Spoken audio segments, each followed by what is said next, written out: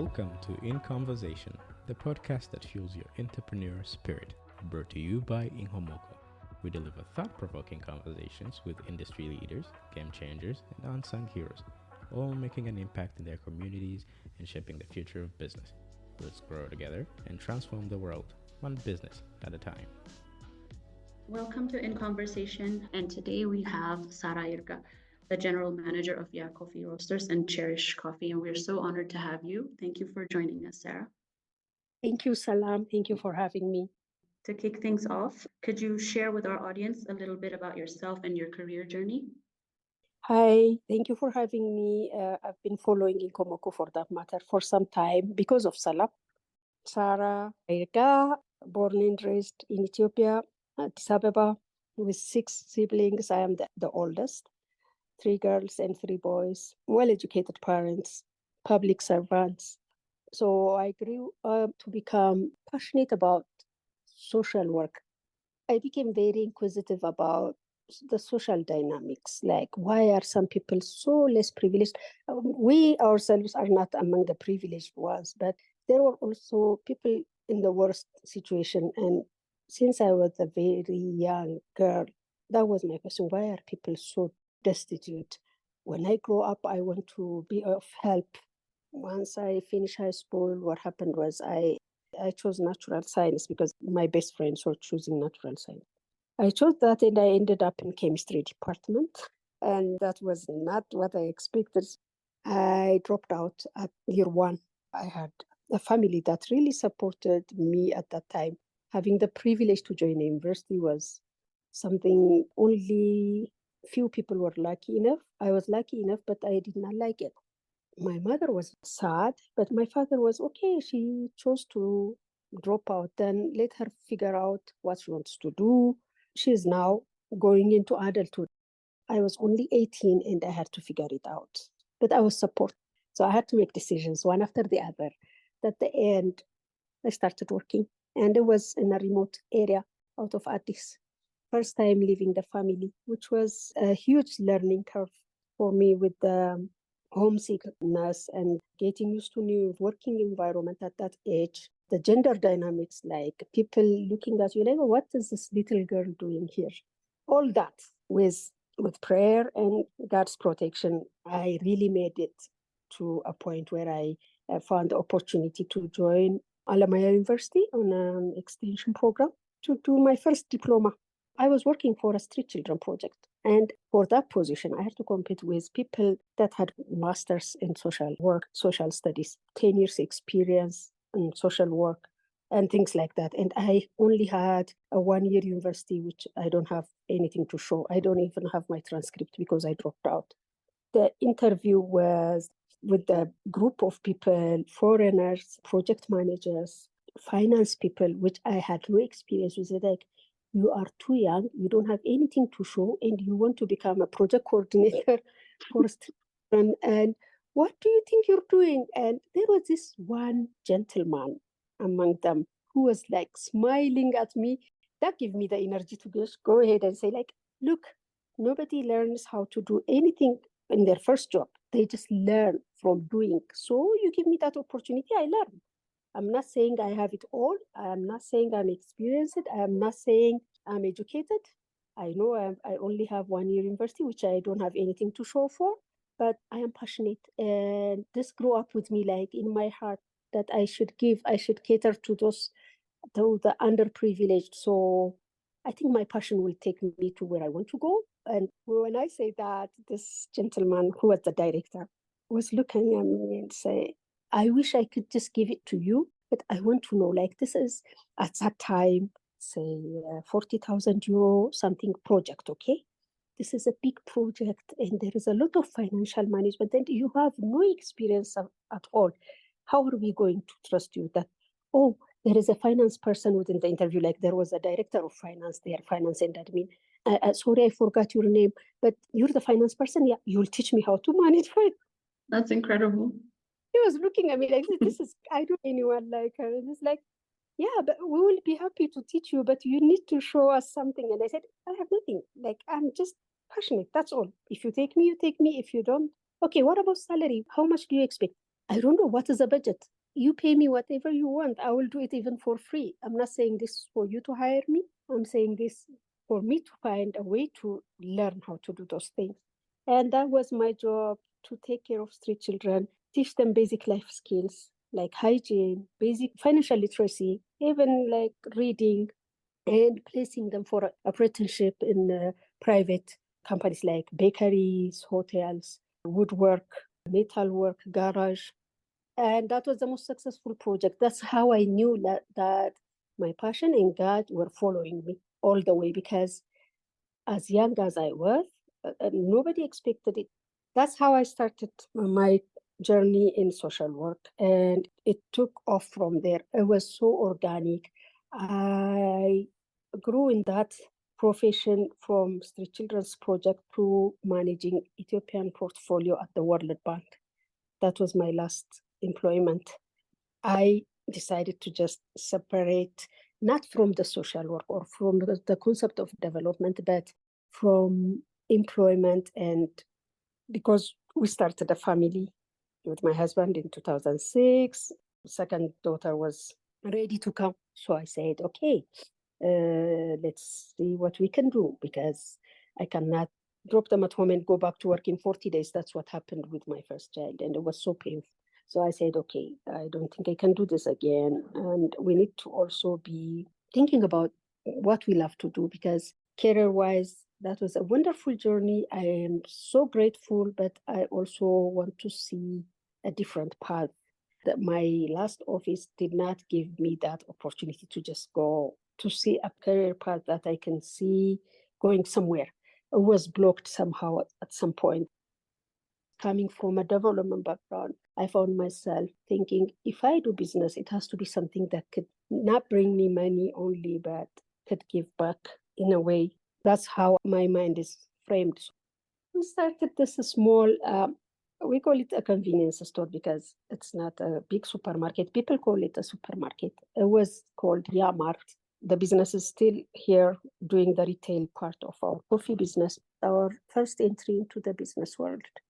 But retail was not for us. We thought we haven't found our place in the business environment with a retail business, because you can grow as the biggest distributor of some of the products other companies import, or you will start importing. I don't want to be an importer. Ever since I know about the economics of Ethiopia, there is always shortage of foreign currency. Our trade balance is always negative.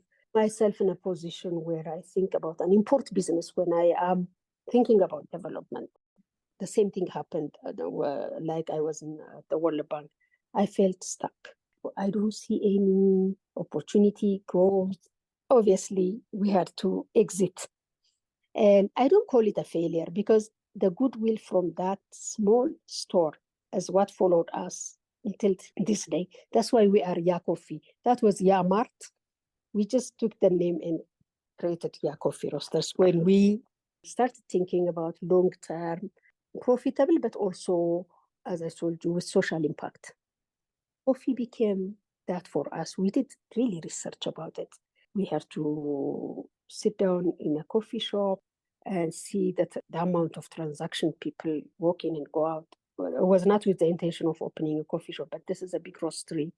And we see people buying bags and bags of roasted coffee, but we checked the export and it was so insignificant. The export of roasted coffee from Ethiopia was not even in the trade analysis data at the International Trade Center at that time, because it was below 1% in the global trade.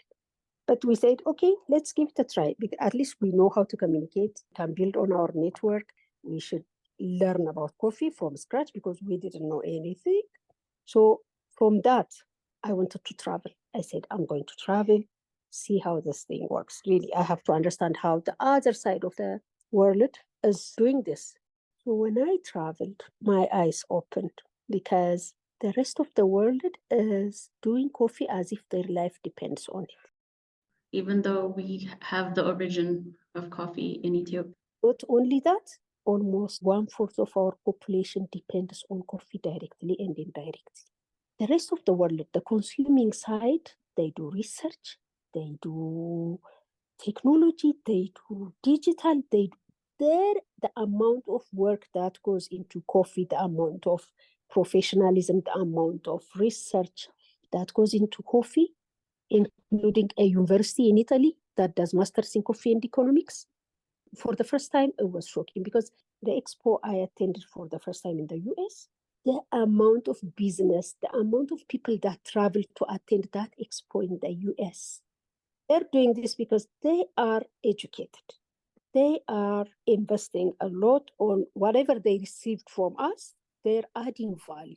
We are not. And I say, it starts from education then. I said, okay, I can do specialty coffee trainings.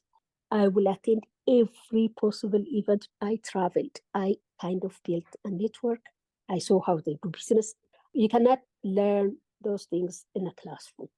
I go to the conference because they had this high-level conference happening, and there is no one talking about the Ethiopian coffee from Ethiopia, but there are people presenting Ethiopian cases, Ethiopian coffee research, and I was listening. I said, okay, this is where we belong. This is where I want Ethiopia to be. I said, okay, I cannot do this alone. So when you're alone, your voice doesn't matter, let alone with someone like me that doesn't have anything to show in terms of business and export and finance. Even with finance and as powerful as you can be, it's better to go as an organized group than individual. I believe in that. So we created the Ethiopian Women in Coffee. We founded it because I learned there is the International Women in Coffee Alliance that has chapters in Latin America, Central America, and some African countries, but Ethiopia was not there. I said, why are we not like doing this? We need Ethiopian Women in Coffee, but because there is the Exporter Association, if I am exporter, I join the exporter. There is a Grower Association. If I am a grower, I join the growers. There is a Roaster Association. So why need Ethiopian Women in Coffee? And we convinced them, like, the International Women in Coffee Alliance is a global alliance that's more recognized globally. If we become a chapter, it will be a good recognition for Ethiopia.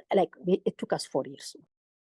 The Ethiopian Women in Coffee happened with a group of women that were part of the Women in Agribusiness Network, with the support of some partners and people with good hearts. So once we had the Ethiopian Women in Coffee, we started fighting for our areas like where I cannot roast export grade coffee. That was one thing we brought to the reform table when the government said, okay, it's about time we have a major reform in the coffee sector and bring your issues. So they became to understand why we need to get organized. And also we improved the image of the Ethiopian coffee sector one way or another. So this is my coffee journey. Thank you so much, Sara, for sharing your coffee journey with us. It was actually very informative, and I really appreciate how you're always working hard to share the knowledge you have. For the next question, I'd like to ask you, how was your experience influenced with the identity of the coffee origins that you have in Ya Coffee and Cherish Cafe? And what makes the identity and the work that you do stand out in such a competitive market? Our branding focused on creating labels that represent all the coffees that Ethiopia produces, because we're not limited to a certain brand that's created a long time ago. And we don't want to discriminate among the abundance of coffees varieties Ethiopia produces.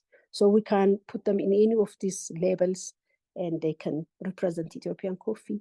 It was unique in its own way and also separates us from the rest of the sector because most of it is geared, or the storytelling is framed by region, specific location, and the like. We don't want to do that. We just wanted to do it our way. And we have those 4 labels very well explained, branded, and the packaging also as part of that.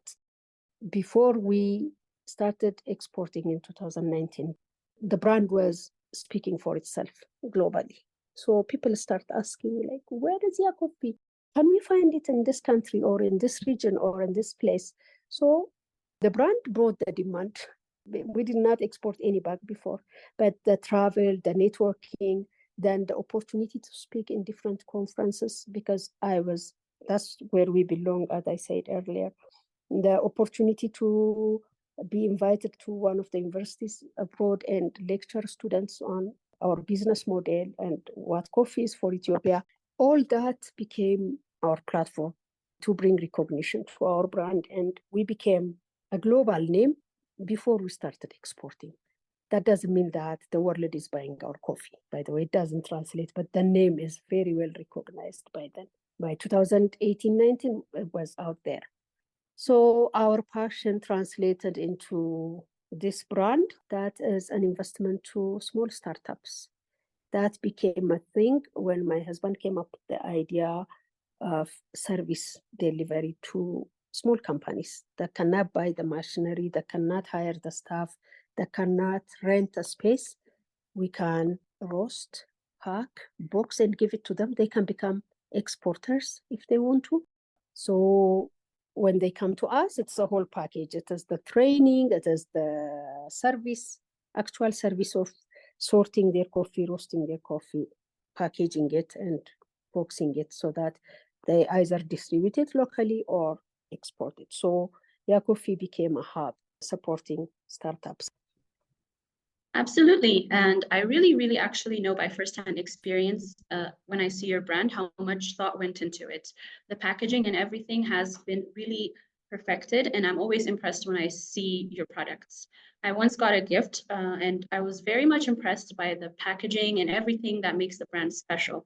And I really appreciate seeing brands put an effort into their packaging and their branding. And I can say that you're a pioneer. And your coffee products have unique names like Miskana, which means giving thanks, and Addis Alem, which means new world. Can you please share with us the inspiration behind these names? By the way, we have 3 daughters. The first one was born when I was a student. Addis Alem is a brand that especially related to naturally preserved, like bioreserves, forests in Ethiopia. We produce coffee in those forests, and they haven't been given the recognition as they should because the community that is living in those forests brew the coffee in a traditional way, which is perfect, but also there is a little bit of investment that is required to create the best out of those coffees. So if we have the opportunity to work with producers that live within those bioreserves, and if we can bring high-end specialty coffees out of those bioreserves, we'll label them Addis Alem, which means a new world. Also to the world, this is new because yes, there are forest coffees everywhere, but uniquely protected and UNESCO registered bioreserves are unique in their biodiversity, even flavor profiles, because coffee attracts whatever grows around it. So we just wanted to create that label for these kinds of coffees. And with Miskana, which means again, giving thanks, which is our second daughter, she's the reason for gratitude. Also created this blend that whatever coffee we find, either it is from the farmers or from the commodity or from any legal supply chain, if we roast, test, and blend in-house, we call it Miskana. The opportunity to do what we love, the opportunity to get deep into coffee and learn what we learned, and the opportunity to give back, that is our gratitude to coffee and to the consumers globally. So we labeled Miskana as such.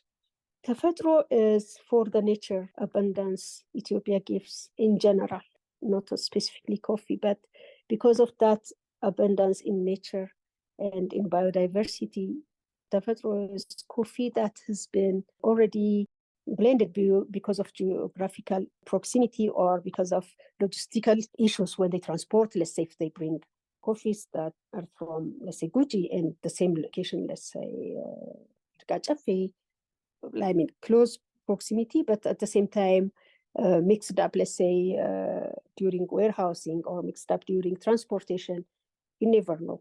Those coffees we label as Tefetro because that is what nature gave us. So whatever nature gives, we believe that's the best. So that's why we labeled it Tefetro. And Fikr is a proposition by our branding team. They heard us talk about coffee. They heard us go on and on about what we want to see in the coffee sector in Ethiopia and what we need to change and And they said, you seem so passionate. Why don't you add one label that is Fikr? And we stopped at those three and they came up with Fikr because of the way we engaged in conversation about coffee. So Fikr is an addition from our branding team, but we also label coffees that are from, let's say, single locality. Not to say this locality or that locality, but if we say Fikr, it is obviously a single locality coffee that can be traced to that location, that can be tracked to which plot. So this is the reasoning behind our labeling. Me and Sarah know what Miskana means being thankful in Amharic. So I'm low for Sarah for giving us all your insights and how the naming of your coffee flavors came to be. And now, moving on, I want to ask you, entrepreneurship often involves taking bold steps. So what led you to adapt the roasted origin and export strategy for your coffee business? When we first did our research on the coffee sector, was insignificant. Yes, there were exports, but maybe they were not also registered properly, recorded properly in a way. And the minimum price we saw for roasted coffee was shocking. And at the same time, the quality of the roasted coffee was not also encouraging, because I started hearing people complaining about, no, we wanted to import and we received some really bad quality coffee, so we don't want roasted coffee anymore. Those are things I learned when I go out, travel, network, and started learning about the coffee in general platform. So we said, okay, the roast at origin is the initial objective and vision of Ya Coffee. It still is, although it expanded to become a hub, because we also wanted to increase the volume of exports in roasted coffee. That is part of the vision where we had to be very specific about, okay, we cannot export enough to become an influence in the export market globally with roasted coffee as an Ethiopian company. But if we support small startups that don't have the means or the know-how or the skill to do this, we can increase the volume of export. And at the same time, in the long run, we also earn from the services and we support our company. I can say, except few places, everywhere you go, Ethiopian coffee is used as a brand, but not practically what is in the bag. You can see it labeled like Ethiopian Sidamo, and you open the bag and you don't find any Ethiopian flavor in it. That tells you there is fake branding. It's everywhere. But there are also companies I really would love to appreciate that specifically mention, okay, this coffee is perfected with 10% Ethiopian Guji or Ethiopian coffee in general. So we wanted to close that gap. And if it is roasted here and packed and sealed and branded, unless they repack, rebrand, or use half of it to blend with otherwise, it gets directly to the customer. So doing roasted origin and export is the only way you can guarantee consumers that they're getting the authentic 100% Ethiopian Arabica in a bag. That's one competitive advantage. That's why we wanted to do roasted origin and export. That's actually very insightful, and a lot of businesses can learn from this. My next question would be, numerous women and entrepreneurs find inspiration in the success of female leaders in the coffee business, such as yourself. So you would serve as an inspiration for these women. What kind of advice would you give young female entrepreneurs that want to succeed in the coffee business? For example, we have clients that are in the coffee business, they're just starting. What would you say to them in order to inspire them? Thank you. Yeah, that's a question that makes me go back in time where we sat down with my husband and talked about, okay, what do we want from this business? Like, what are the values we want to keep no matter what?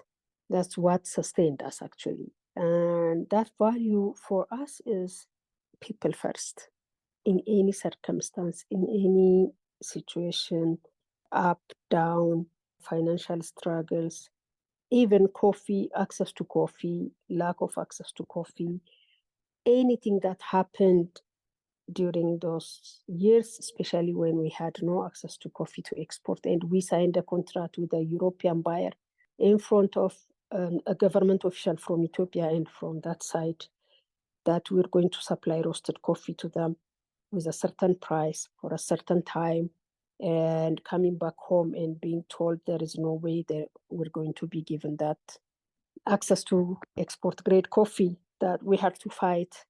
What fueled our persistence is the value we gave to our staff, mainly because they depend on us. And we might survive with, okay, it was easy, as I said, to just shut everything down and move on with our lives, with our employed lives. But we said, okay, we hired staff, we trained them, they depend on us, and we should be strong to make sure they survive during this difficult time. We might not be the biggest players in the industry, but we had the heart to talk to them about what's happening, where we are in terms of the business, direction, vision. Our vision was like plastered all over the roastery wall, and they can't see it, even though they don't understand English, but they hear us talk about it with people visiting and everything. And we had a vision plastered on the wall to 2065. We couldn't take it to the new location, but it was there. Everyone looks at it and says, oh, so really, and becoming a global brand by 2020. And honestly, it happened. Having people that understand your value and the vision is key. Entrepreneurship is romanticized these days, I'm sorry to say. It doesn't have to be a struggle, okay? I hear people is, I wish I could be self-employed so that I can sleep as long as I want. I wake up at any time I want and go to my work anytime. I can tell my staff to do this, and it's not as easy as that. Maybe starting up a business is the most demanding, sleepless, and emotionally challenging endeavor. But it is rewarding as long as what you invest upon you believe is something you want to see grow, something you want to see give back, something you want to see to live as a legacy.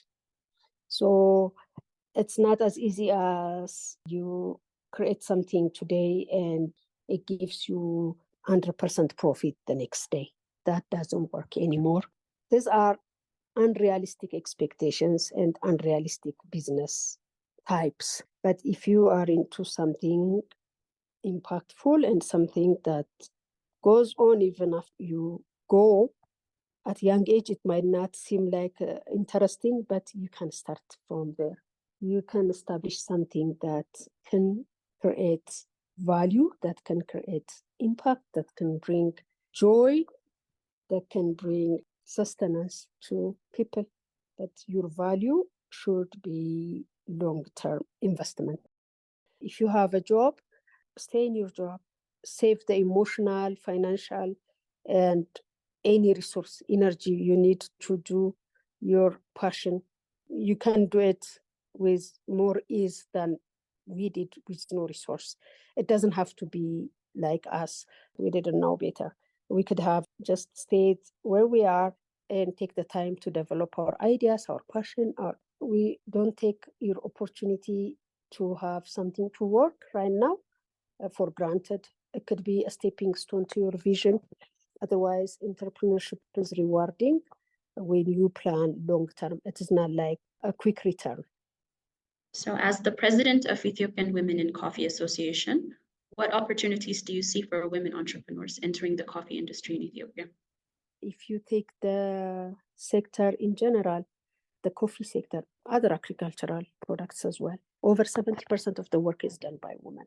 Coming in as an entrepreneur, open your eyes to what other women were doing, especially not the women at the higher value chain in the export trade, roast like me, but what are the women at the producing level doing?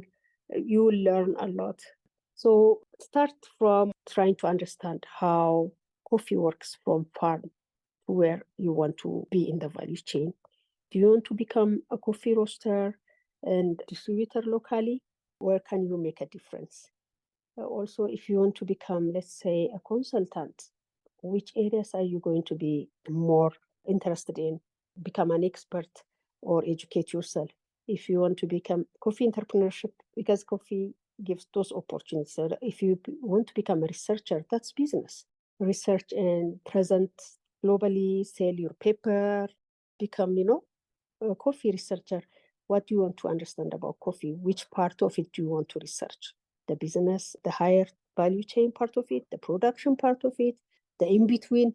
People come to me because there is shortage in foreign currency. People come and say, look, we want to export coffee. I am not like a business consultant. If you have the passion, if you want to do coffee with knowledge, and if you want to support the sector in a meaningful way, I have something to say. But if you are transactional, it just stops there for me. So think beyond transaction, think beyond what you can gain from coffee only. Just think what you can also give the producing community and whatever is happening in the coffee sector, you can contribute in a meaningful way. Be it education, be it export, be it roasting, value addition, whatever you want to do, just understand specifically why you are doing it. That will give you the answer. Then you know where to go. You recently attended a workshop on the role of women in coffee in Ethiopia, which examines the role and contribution of women throughout the Ethiopian coffee value chain. Could you share some of the highlights that stood out to you and why it is important for African leaders in the industry and entrepreneurs to have different forums to share expertise? It was the International Women in Coffee Convention that we hosted, the Ethiopian Women in Coffee hosted in October. That brought members from 28 countries and, of course, buyers from different countries. But the role of women in coffee Ethiopia is a small study we conducted as Ethiopian Women in Coffee with the support of our partners, because there were some database from 2015-16 by the African Development Bank, by the FAO, describing the role of women in coffee is about 70% in agriculture in general, and in coffee also is the same. But our mini study was 300 sample size from coffee growing regions, was mainly producers, was presented in that conference that we did as a validation workshop, because we wanted to validate the findings, incorporate inputs from our participants, which are in the coffee sector, also in the areas of research and development. That study specifically highlighted the role of women gets higher and heavier, the farm and processing level mainly. So when you go up in the value chain and comes to the trading, export, the high values, then it goes significantly down. So the average automatically goes to a certain level, down to a certain level. But if you go to pre-harvesting, like the farming practices, seedling production, activities, it's highly women, which is about 80-85%. Harvesting, again, is women up to 85-90%.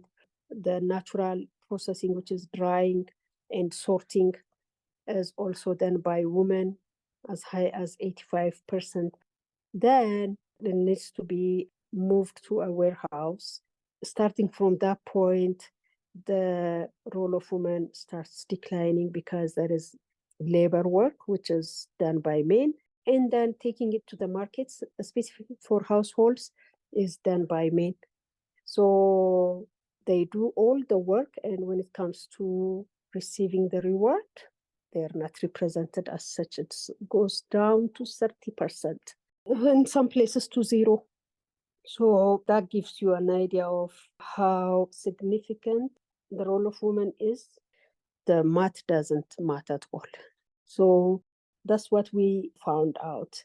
And strategically speaking, our partners and other stakeholders working in the coffee sector was an eye-opening. And it is our own data. We're not referring to any data done by other entities or that is outdated. It is a recent study with our own resources And we were presenting that, and it gave everyone an opportunity to understand. We had female households and male households as a category. Female households have smaller land size, but they produce 30% more.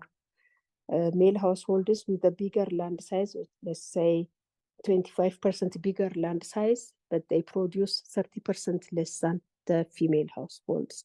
That gives you a good idea of how efficient women are, how quality-oriented women are when it comes to the quality of product as well. And those female households, they fetch better price than the male households when it comes to supplying the market and selling their coffees. So these are the highlights of the study. And it was a good opportunity for us also to understand the dynamics of development partners that are working around coffee and in coffee.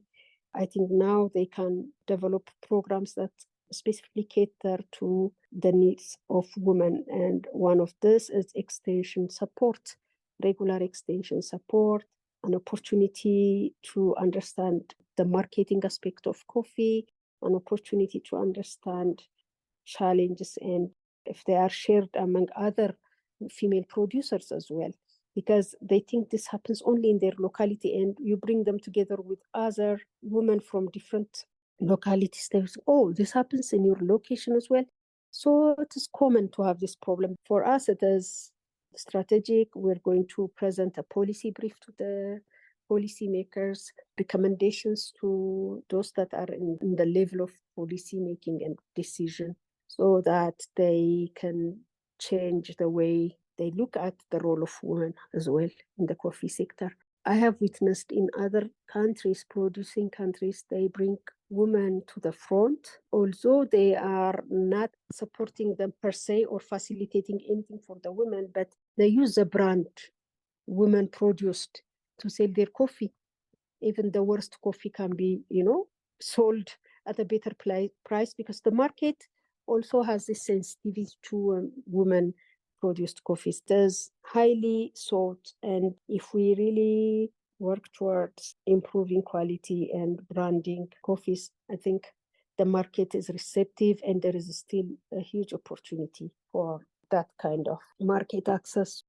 For Africans, I can say the FCTA, the Free Trade Agreement, is a big opportunity to do business regionally, but also to have a platform to share knowledge, experience, to just have a networking opportunity so that you meet someone from other than your own colleagues or people you know, or the people that speak the same language. Spending time with others that do the same thing, but in a different environment, in a different context, it gives you a different perspective, and it changes the way your outlook also, your understanding, and expands your view somehow. And I think it is time that Africa starts buying African products. We're almost there. It's difficult to do business within Africa. It's easier to export to Europe than export to Ghana. I can tell you because I experienced it, but I know this is going to change. It will take time because we haven't been doing business, a long history of exporting raw materials to the Western world. It's not going to just disappear overnight. So platforms like this are going to encourage other African entrepreneurs learn about the reality in their neighboring country, understand their neighboring friends and how they do business, so that there is at some point that opportunity to do business in the longer term. That's how I see it. Thank you so much, Sarah. And you're right, I see that. I see it as an opportunity for us to get the mathing. Moving on, you source all your coffee from smallholder farmers, and you help support them and by giving them an opportunity to have sustainable livelihoods and help with biodiversity conservation. Could you please expand more on why you chose this path? And from your experience, how would you advise aspiring entrepreneurs to follow in your steps to create strong social and environmental impact? Working on your supply chain is one thing, although it's challenging. Again, it's not going to be easy, but working directly with the source gives you that confidence and that uniqueness to your products, and gives you also a leverage in terms of framing the narrative. So far, we've been exporting bulk, but there are stories that have been created on the other side, on the market side. If we want to change that, sourcing directly from the producers and telling their stories is going to be one way. And authentic stories, they sell themselves. You don't have to really struggle as long as you are doing the right thing, as long as you are impacting the livelihoods of those people that are supplying you a year worth of hard work. And only thing you have to do is maybe after you buy it from them, you sort, roast, pack, and export. But they have to work on the farm a whole year. And it has to match. Whatever you invest has to match their effort. They give us coffee so that we are in coffee business. They stop producing coffee, we are out of coffee business. So how do you want to continue this? It's a decision that this, like the higher value chain people should make. So we have to be very intentional about what we are doing or how we are doing business with the producers, the smallholder producers. That will bring a long-term impact. So think about how you can engage in a long-term and meaningful business where that could also change the livelihoods of the smallholder farmers. And that way we can think and hope that we'll do coffee for generations and we'll have a different story than the one we have now. 100% eye-opening. Thank you so much, Sara. Thank you so much for giving us your valuable time and sharing your insights with us. And yeah, like it's our culture to share conversation and Puna, we have enjoyed our conversation with you. And thank you for sharing coffee with us and to the world. Thank you, Salami. Thank you, Inkonversation, for having me. At Inkomoko, we're dedicated to empowering entrepreneurs across Africa with the tools, resources, and knowledge they need to flourish in today's competitive business landscape. Now we're bringing that passion to this podcast, taking you on a journey through inspiring stories from around the globe.